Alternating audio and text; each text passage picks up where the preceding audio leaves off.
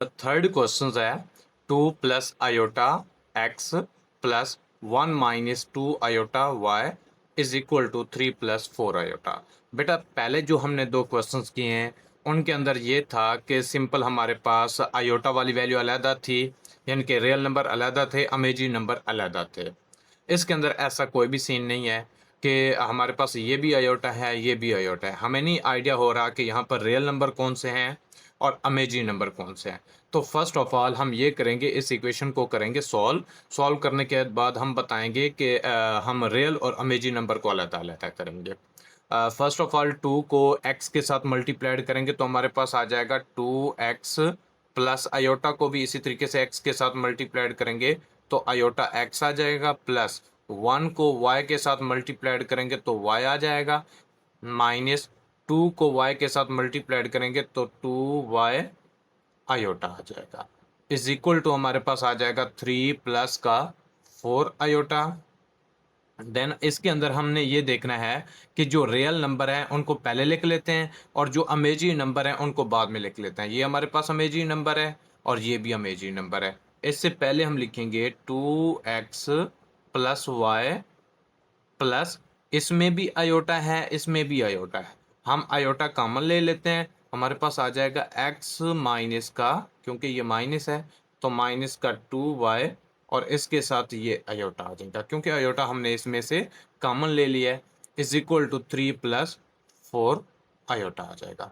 अब बेटा देखें, जैसे हम पहला और दूसरा पार्ट करके आए हैं क्वेश्चन नंबर 3 का, उसके अंदर इस तरह की शेप हमारे पास होती थी कि रियल नंबर पहले होता था और अमेजी नंबर बाद में होता था। हमने उस शेप में इसको कन्वर्ट कर लिया है। अब फर्स्ट नंबर जो है वो फर्स्ट जो है वो रियल नंबर है, रियल नंबर के इक्वल हो जाएगा, अमेजी नंबर के इक्वल हो जाएगा। तो 2x प्लस का y इज इक्वल टू 3 आ जाएगा। इसी तरीके से x माइनस का 2y इज इक्वल टू 4 आ जाएगा। आयोटा जो है वो आयोटा से कट हो जाएगा।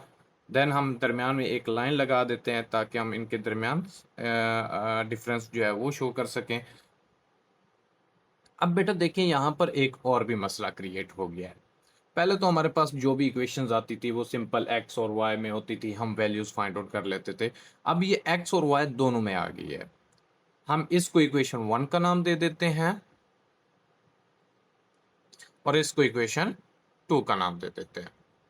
आपने यहाँ से y की वैल्यू निकाल लेनी है क्योंकि कोशिश करनी है x या y की वैल्यू निकालनी है ना। तो आप कोशिश कीजिएगा उस वेरिएबल की वैल्यूज़ निकालिएगा जिसका कोफिशिएंट जो है वो 1 हो। इसका कोफिशिएंट क्या है, 2 है और इसका कोफिशिएंट 1 है। हम ये y की वैल्यू निकाल लेते हैं तो y is equal to 3 minus का, ये प्लस का 2x है ना तो इधर आकर माइनस का 2x हो जाएगा। अब इस वैल्यू को आपने उठाना है, इक्वेशन 2 में जाकर पुट कर देना है, या फिर आप इसको इक्वेशन 3 का नाम दे दें। एक तो ये मेथड होता है। दूसरा ये है कि यहाँ से भी आप x की वैल्यू निकाल लें, उसको फिर इस इक्वेशन में भी पुट कर सकते थे, या फिर इस इक्वेशंस को और इस इक्वेशंस को दोनों के जो कोफिशिएंट है वो सेम कर लेते, सेम करने के बाद ऐड और सब्ट्रैक्ट भी कर सकते थे। आपके ऊपर डिपेंड करता है। मैं यहाँ पर लिखूंगा so equation 3 put in equation 2। Equation 3 को हम इक्वेशन 2 में पुट करेंगे। इक्वेशन 2 हमारे पास ये है, यानी कि हम लिखेंगे x माइनस 2y, y की जगह पर लिख देंगे 3 माइनस का 2x, 3 माइनस का 2x और इज इक्वल टू आ जाएगा 4। क्योंकि इस क्वेश्चन में ये लाइन की कोई ज़रूरत तो नहीं थी, चले फिर भी ठीक है। x माइनस 3 टू ज़ार हमारे पास होता है 6, फिर माइनस और माइनस प्लस 2 टू ज़ार 4x इज इक्वल टू आ जाएगा 4। अब बेटा देखें, यहाँ पर बड़ी सिंपल सी बात है कि ये भी x है, ये प्लस का 4x है। x प्लस 4x करेंगे तो हमारे पास आ जाएगा 5x, ये माइनस का 6 दूसरी तरफ जाकर प्लस का 6 हो जाएगा तो 4 प्लस का 6, ये 5x इज इक्वल टू 10 आ जाएगा। अब ये 5 इधर मल्टीप्लाइड हो रहा है तो उधर जाकर डिवाइड हो जाएगा, यानी कि x इज इक्वल टू 10/5 आ जाएगा। देन हमारे पास ये बन जाएगा x इज इक्वल टू 5 1 ज़र 5 5 2 ज़र 10, तो x इज इक्वल टू 2। ये हमारे पास एक वैल्यू आ गई है x इज इक्वल टू 2।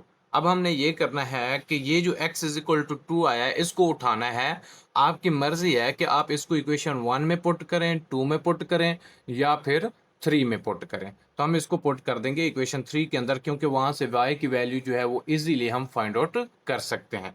आपने लिखना है put x is equal to 2 in equation 3। अब इक्वेशन 3 हमारे पास ये है, तो y is equal to 3 minus 2 into x. X की जगह पर हमने ये पुट कर देना है 2, 3 माइनस का 2x। अब ये y इज इक्वल टू 3, 2 2 ज़र हमारे पास होता है 4, तो y is equal to 3 minus 4 करेंगे तो माइनस का 1 आ जाएगा। ओके बेटा, तो ये हमारा आंसर है।